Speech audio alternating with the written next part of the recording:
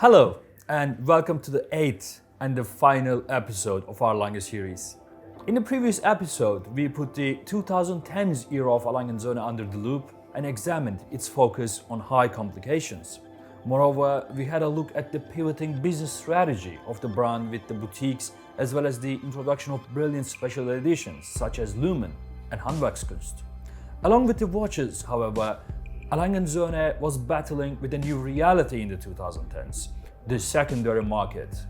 In this episode, we are going to have an in-depth walkthrough of the pricing change and the brand's performance in the secondary market over the decade, the Odysseus, the coronavirus, and how it changed the whole landscape for the brand, and of course, future projections with the WatchBox's Mike Manjos. So, let's go.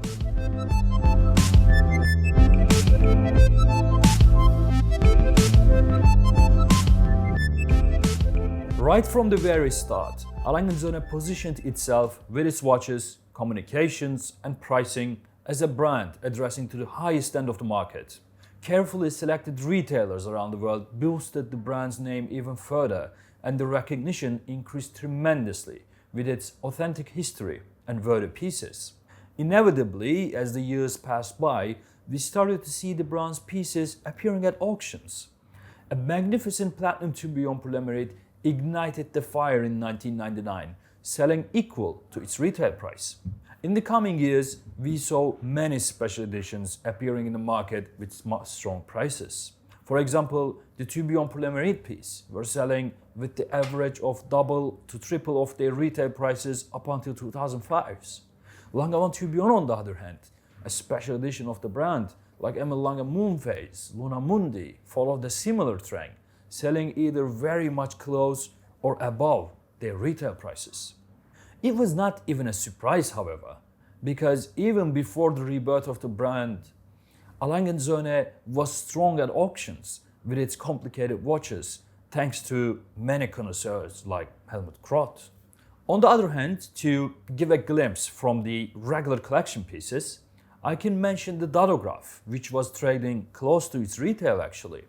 The double split, auctioned for the first time in 2005, was sold above its retail and even more so in the following few years.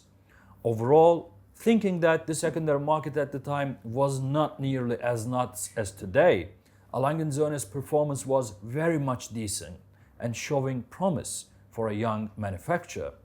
Alas, the effects of the 2008 financial crisis were immense, and the secondary market of Lange Söhne saw a very steep decline in the following 2 years.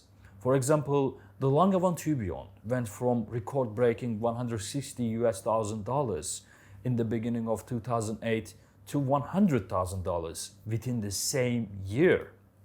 Same trend can be seen for the Dodograph, the double split, etc. But what happened to on-production pieces at the time were a bit different. Following the financial crisis, the watch industry went into a booming phase, a bull market, so to speak. As a result, we saw sometimes unexplainable increases over the retail prices. Taking Lange into focus, for example, the first generation Dodograph was priced at $65,300 in 2010 and suddenly jumped over $74,000 in June 2011 and $78,000 in the same year at September. The Dodograph Up and Down, introduced a year later, was offered at $87,000. Another example can be the Zeitwerk. When introduced in 2009, the price was $54,000 in gold. One can say it was way too cheap, to be honest, but that's another topic. Its price went up to $67,000 up until 2012, and in 2013 it was suddenly $77,000. Or the double split in pink gold, $109,000 in 2011 and $128,000 in 2013. While these price hikes were happening, a paradigm shift took place, especially in the second half of the 2010s. The secondary market, following skyrocketing auction prices of on-production watches from Rolex and Patek Philippe mainly, people started to pay more and more attention to the secondary market simply because they weren't available at retail. As a result, every brand's market value was put under the loop. In conjunction with this new reality, for Lange Söhne, the secondary market did not follow such hikes. For many, the increases were nonsense, as the brand was trying to position itself even closer to the top of the pyramid with its prices. The secondary market was holding back, and the gap was increasing day by day.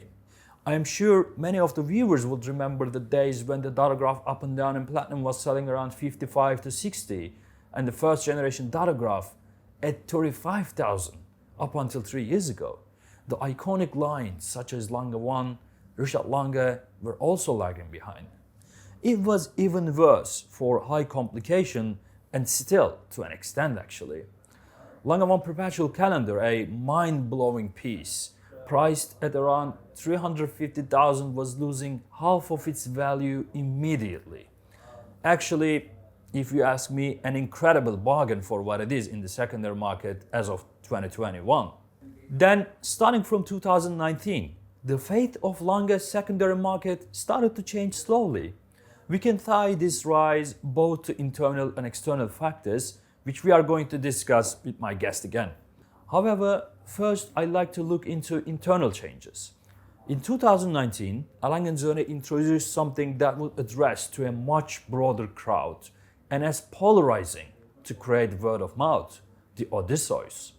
The first serially produced stainless steel watch from Lange Söhne. The one added more fuel to the steel sports watch craze, but in its own character. Before moving on to what Odysseus did, I'd like to just take a walkthrough of this beautiful piece. Since its rebirth in 1994, Lange Söhne officially produced only 5 steel models. Lange 1, a unique Tourbillon Pour le Mérite, 1815 service watches, the double split, and the Lange Odysseus. Among the 4, only Lange 1 and steel Odysseus were produced in series, whereas the other 2 remained as unique pieces. In other words, until 2019, Lange Söhne did not touch the mediocre alloy next to the precious ones. You can't find the full story on steel Lange watches in the description below, by the way. Back to Odysseus, the watch is named after a Greek hero who fought his way back to his home for 10 years, depicts the lengthy development process of the watch, or perhaps Lange's long fight with the secondary market, so who knows. Anthony De Haas mentions that the story started 15 years ago, they made 3 attempts, and it was finally here. Lange Odysseus, as Lange Söhne describes it, is a sporty, elegant wristwatch, measuring at a 40.5 millimeters in diameter and an accompanying 11.1 millimeters in thickness. With 100 meters water resistant and a screwed down crown, Lange Odysseus successfully fills up its sporty shoes size-wise. Elegant design part, however, requires its own paragraphs. The way I see it, there are 2 underlying principles of the Odysseus design.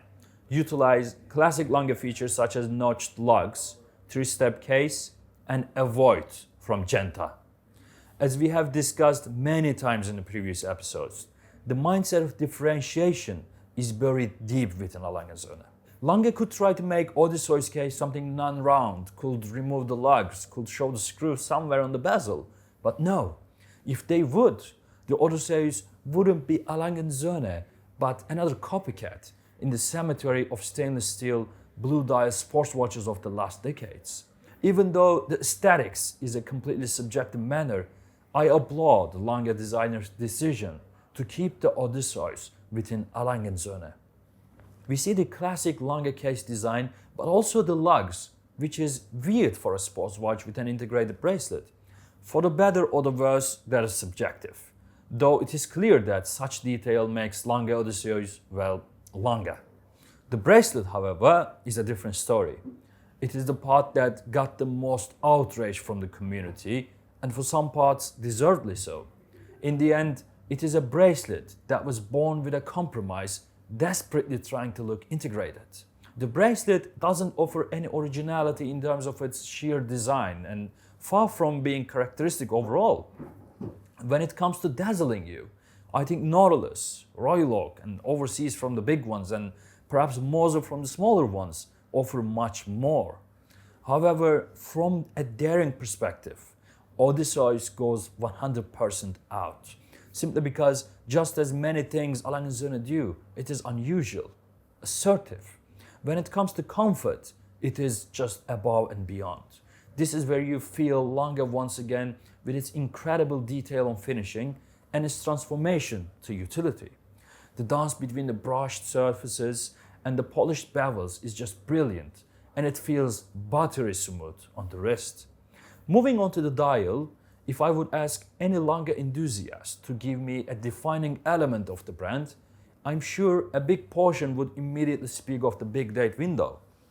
Lange used the oversized windows to showcase the date up until Zeitwerk. Odysseus utilizes more or less the same outline, two oversized windows with small seconds at the bottom.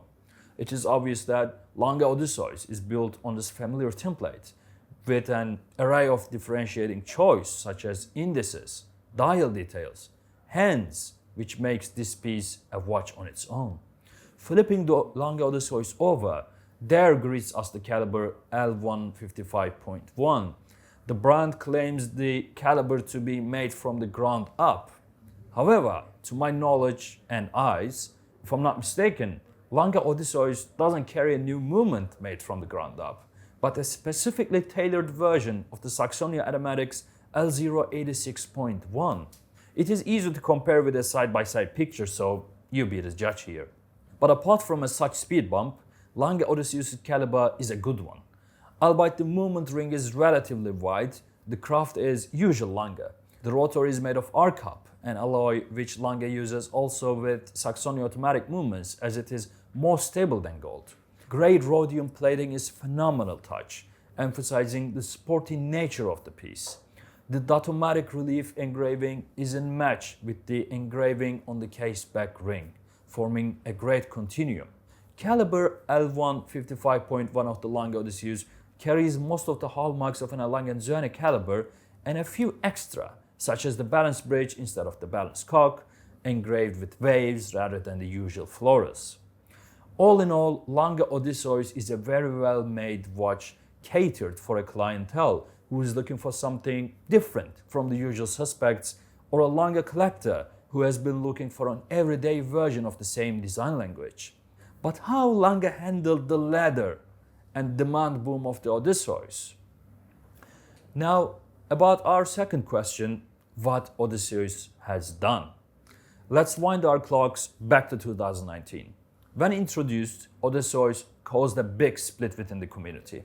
Many disliked it, many made fun, and in between, some collectors managed to snatch the piece while it was still readily available.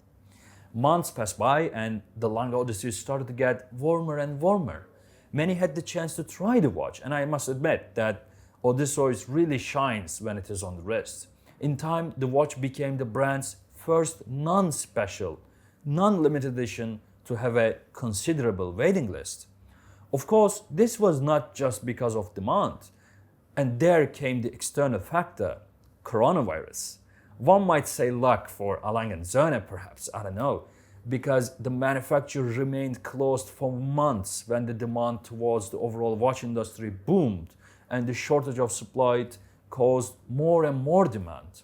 One more thing, in order to answer the demand, as the brand puts it, Lange Söhne wanted to put the Odysseus onto the best wrist, and the answer was bundling.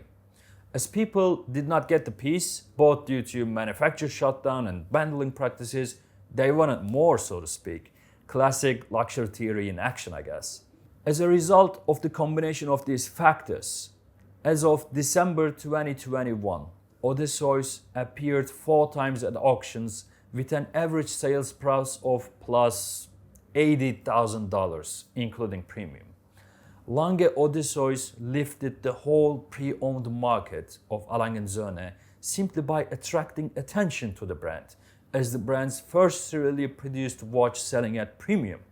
Since then, especially starting from the summer of 2020, we see a very strong increase in Lange Söhne's secondary market. Not overall, but especially for early or signature references such as closed caseback Lange 1s or colorful variants, first generation datagraphs, 1815 chronographs, or special pieces such as lumens and Handwerkskunst. Now, is it because people realized that the quality just now, or they just realized the relative rarity, or did people run out of Jones, Nautiluses, vintage Patek, etc., and now Lange is the next one to jump on? Or as mentioned, is it due to coronavirus's positive effects on the brand's overall supply? Perhaps all of the above. To get a really from the market insider or intel, I sat down with Mike Manjos of WatchBox, who is in the watch industry trading watches for the last 30 years. So up until this point, I gave you my idea about Lange Söhne throughout decades. I am looking at it, just from the perhaps outsider perspective, obviously, from collecting to my subjective ideas on the watches, etc., etc. But when it comes to market, I wanted to just talk with an absolute expert when it comes to it. So it's my pleasure to absolutely have Mike Manjos from WatchBox here with It's always good to be here with you. 30 years of experience in the market and an absolute fan of Lange Söhne. So I love Lange. I think all of my viewers know that. I talk about it probably ad nauseum to them. Yeah. Love my Langes. So who is the other guy to ask about it, right? So I just wanted to wrap it up with you about Lange's secondary market development from an insider perspective as well.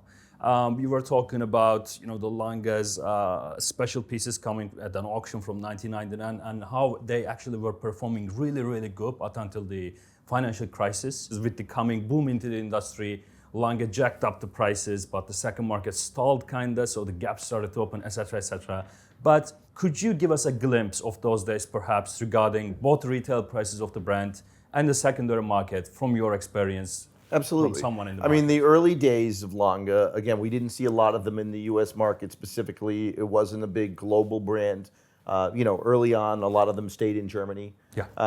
So when they did come up, they did quite well. And then the brand grew. I think Datagraph put them on the map, and they started to trade. And then, to your point, things were going along nicely, and then the financial crisis. And what we found after the financial crisis was when people were going back into the market, they were extremely conservative. So if you were buying at that time, it was Patek and Rolex. Yeah. And basically all the other brands really took a haircut. So it slowed up in the secondary market. Then you saw this price increase. The new market picked up, things started coming back, and Lange, along with all the other brands, raised prices. The Swiss franc adopted. Yeah. And then you started seeing these dramatic spreads. And one of the big complaints was, I was selling them at retail at the time. Guys loved the watches. They loved the quality.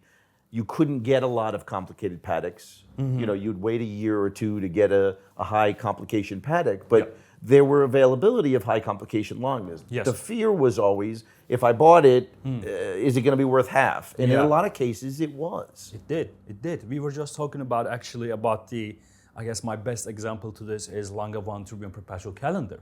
I mean, brilliant watch. Brilliant watch. With a price tag of 350,000 in platinum. Correct. And you go out and what is it, right? It is a tremendous value in the secondary market. Tremendous value. Even to this day, I still think it's a great value. But it was one of those watches that was, in my humble opinion, priced strong to start with. So they brought it out at a very strong price. At the time, I think everybody was feeling, very strong about the market. So we priced it high. And it did not respond well in the secondary market. And we had the same thing with the Pour le Mérite tourbillons. And a lot of the high complications really would take a haircut. And then I think what, again, changed everything, it started with the Datagraph again. Whereas, the market started paying attention to chronographs. Yeah, coming back to the price increase in the secondary market, I guess. Yes. So I was going to touch upon that as well. So obviously, they have introduced the Odysseus in 2019, right? Yes. And we had the 25th anniversary of Lange 1, with the beautiful set, etc., etc. And then also there happened to be the coronavirus, which caused the manufacturer shutdowns, And coming with the coronavirus, actually the watch industry saw a huge boom in demand as well. So combining these factors, Lange started to get more and more demand, but no watches at all from the production side. Correct. Right? You know, traditionally, Lange's, like we had said, traded very low on the secondary market. The exceptions were, the Luna Mundi set did well. The Langematic Anniversary did well. You know, specialty pieces, one-ofs here and there were doing well. But in general, the market was very soft. Yes. And then the Odysseus got launched, coronavirus hit, production stopped. I think the real turning point was that Philips auction, which was kind of the first auction that happened during Corona. Yeah. And I remember being literally out by my pool, because that was my pool office. I was stuck at home. I had a great tan at the time, but I would sit by the pool and I was watching this auction. Yeah. And I, of course, am paying close attention to the Langes because I love them. And the numbers are crazy. Yeah. It was the first breakout of the Datograph Lumen. Really exploded on the scene. Yeah. The Odysseus sold, well over double retail. We'd never seen that in a Lange situation. Yeah, not at all. And every single piece in that auction sold. Yes. And it just told everybody that the market's back. Demand is pent up because everybody was home and bored. Yeah. And it really was the start of the spread of Lange. Yeah. And then it really was the Datagraphs that led the way. Yeah. At the time, you could buy a Datograph Platinum first generation for less than $40,000. Oh yeah. Which was crazy for the quality that you had. It is. And I remember looking at them and like, this is something that's going to happen. And they were on the market, they were always available, and then it just started creeping and creeping and creeping, and it's doubled in 2 years. Yes. And absolutely. It's worth it. I mean, it was always undervalued. No worries. In my humble opinion, we've seen that, but that really was that turning point. Yeah. And now it's spread to the brand. Now there's less and less product on the market. Yes. They've changed their distribution patterns, which we can get into, but that's a whole nother situation. But another question that I wanted to ask you with this, increasing demand, because we saw that, as you say, with the yellow jacket Datograph happening at Philips, right? Yep. And then it just spread through, I don't know, the early Lange 1 editions, the special colorful ones, and then the closed caseback ones, obviously, which are utterly special watches from Lange, and then the Tourbillon Pour le Mérite, etc., right, started to spread through the early references.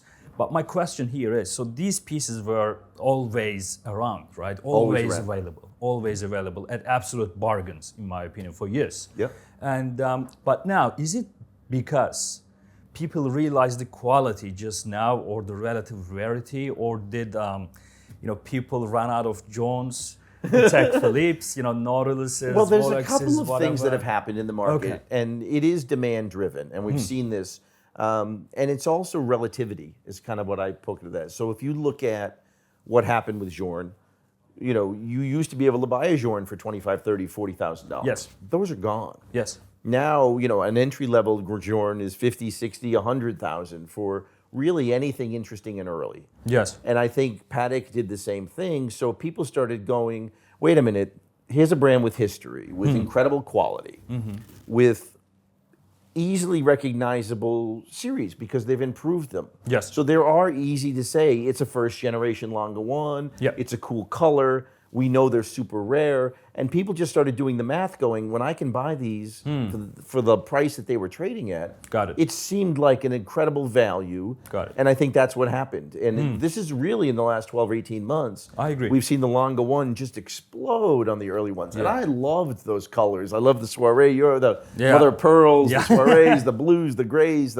there were so many great choices. Yeah. But again, relatively small quantities. Yes. And the collectors have figured out that it's a great value. Obviously, you promote them on the Langepedia. I talk about them all the time on Market Wrap. Maybe we helped a little, but everybody's really waking up and saying, wow, an early Lange is a pretty awesome thing. Yes, absolutely.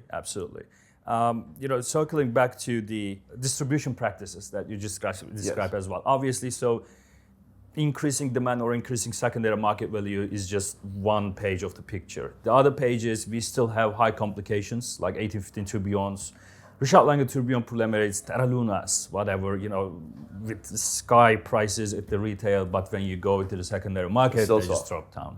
And we saw with the Zeitwerk Lumen launch, Honey Gold launch, which was everybody was expecting, and I'm sure that, that watch in platinum is my all-time favorite watch.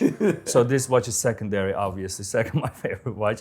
And what Lange did actually was to ask people to either you get 1815 Tourbillon or Richard Lange Tourbillon Pour le Mérite and get a half of the haircut, as you would say. That horrible bundling and then get word, the Zeitwerk. And what is your view on this one, and how do you think that it is going to affect the secondary market value overall, and for these pieces as well? Well, I mean, in principle, first of all, I hate the practice. I mean, the bundling word is out there.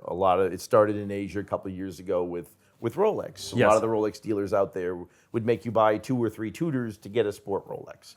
And at that price point, we kind of understood it, and it was at a retailer level.